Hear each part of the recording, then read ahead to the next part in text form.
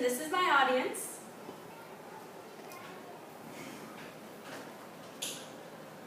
And today we'll be making a toast to toast.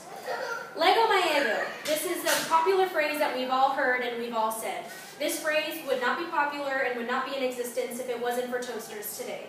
Toasters are an important appliance in our everyday life. Toasters have come a long way since original methods of toasting bread.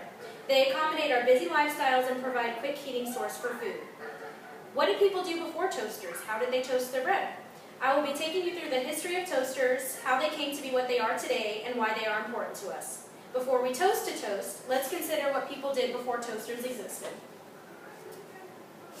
The primary purpose of toasting bread back in the day was to prolong the life of the bread. They didn't have anything like we do today as far as preservatives and refrigerators, things like that. So when the bread would start to get stale, they would hold it over an open flame to kind of revive the toast or the bread. That way they could still eat it. Now, the original forms of toasting bread were very dangerous. You'd often be holding it over an open flame, either with your hand or with an extension, a metal extension like a fork or tongs, something of that nature. Now, these weren't ideal because you couldn't change the distance of the extension to the flame, so often you were too close to it, you can burn yourself or burn the bread.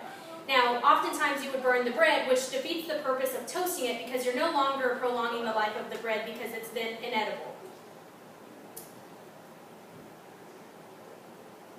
These methods with the metal contraptions and extensions were meant to be more safe, but they didn't really accomplish that.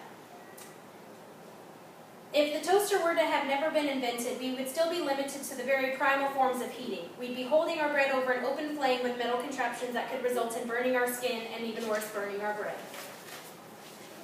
The first attempts at toasters were not successful, however.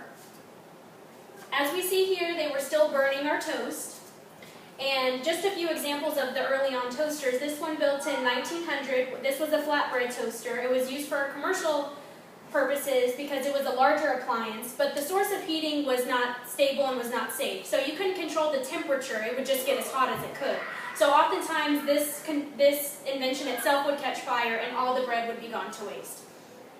The second example, built in 1909, was still an open fire toaster. It's the stovetop or campfire toaster. It's not electric. So you still have an open flame confined in the inside. And as you can see, you rest the bread against the actual toaster. So it's only toasting one side of the bread at a time. That's not very convenient. And you still have to manually flip the bread over. It's not like it's toasting both sides at once. So you can still burn your fingers. Now, in the third example, built in 1913, we see that they're getting a little bit better, trying to toast more at once, but it's still an open coil, so you can very easily burn your fingers by using this toaster. And on the bottom half, it's still only toasting one side of the bread at the time. You still have to flip this bread. So finally, in 1919, Charles Streit invented a useful toaster, much like the one we see here today. He invented a toaster that was enclosed and had coils on the inside so it could toast both sides of the bread at once. www.web.mit.edu provides valuable information about Streit's life and invention. Streit was working in a manufacturing plant and was constantly being served burnt bread in the cafeteria. He hated burnt bread. So he made a toaster for himself. His original purpose was to create a toaster for commercial purposes. That way, people like himself who was being served food in a cafeteria wouldn't be subject to burnt bread. They'd have a better source.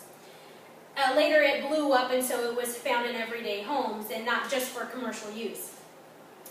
www.ideafinder.com is one of the few resources that actually mentions that Streit used a coil that was discovered and patented by another man named Albert Marsh. What it was nichrome, and it's a fire-safe wire that he used to put in his toasters. It was one of the first substances that was actually safe. It wouldn't catch fire.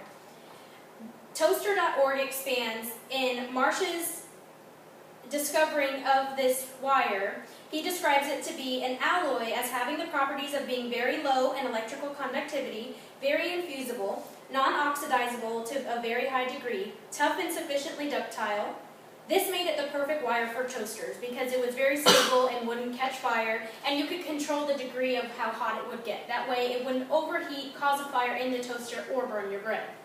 Now, this was the first toaster that had a timer in it, so you could choose your liking if you liked your toast light, medium, or dark. So at the end of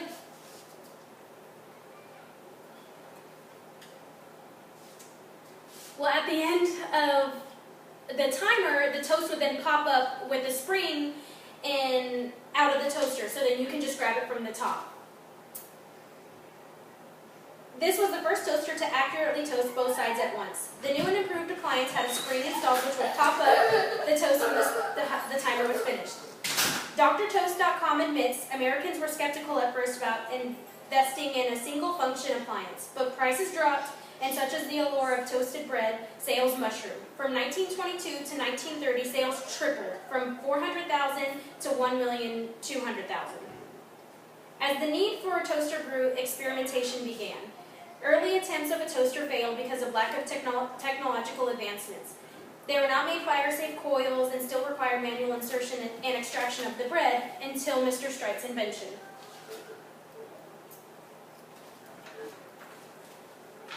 Toasters have been a revolutionary appliance. They provide an irreplaceable convenience to heat, cook various breads, frozen pastries, and snacks.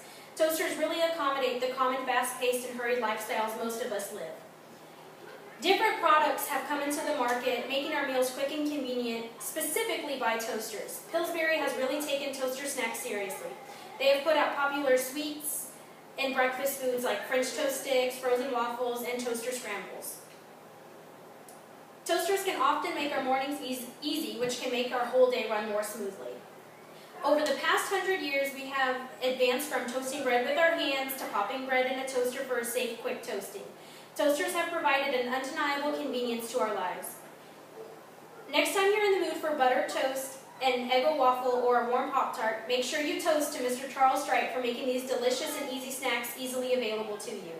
1919 was a good year for inventions because the toaster was perfected and available for sale. The invention seems simple today, but it has been very influential throughout history.